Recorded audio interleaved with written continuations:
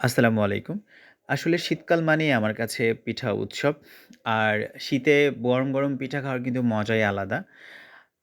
তো আমরা গতকালকে ২ বন্ধু মিলে গিয়েছিলাম খুলনার ৭ নাম্বার ঘাটে এবং ৭ নাম্বার ঘাটে আসলে অনেক ধরনের স্টল থাকে খাবারের, যে খাবারগুলোর সাথে আমরা সবাই কমবেশি পরিচিত। তবে অকেশনালি আসলে যে পিঠার স্টলগুলো থাকে সেগুলো কিন্তু অনেক বেশি স্পেশাল হয়। আর বিশেষ করে গরম, গরম আ চিতই পিঠা, ভাপা পিঠা এগুলো কিন্তু আমার অনেক বেশি ভাল লাগে। তো এখানে আসলে ভাপা পিঠা খুব বেশি ছিল না। আমরা যখন যাই এবং আ আমরা চিতই পিঠা খাই সেটা হচ্ছে গিয়ে একটা লম্বা সিরিয়ালের পরে। আমরা অনেকক্ষণ আসলে ওয়েট করি।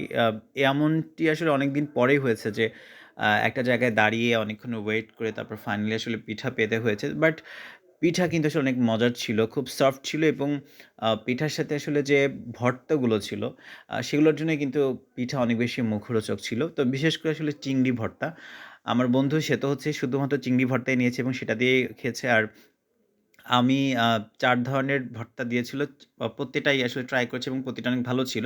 তবে বিশেষ করে চিংড়ি ভর্তা আমি যখন ভয়েস দিচ্ছিলাম, আসলে তখনও মনে হচ্ছে আমার মুখে লেগে আছে। তো যাই হোক, আপনারা ৭ নাম্বার ঘাট গেলে আ অবশ্যই এই স্টল থেকে পিঠা খাবেন।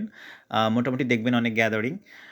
তো কার, কার শীতে পিঠা খেতে ভালো লাগে অবশ্যই কমেন্ট করে জানাবেন। Thank you for watching. ধন্যবাদ।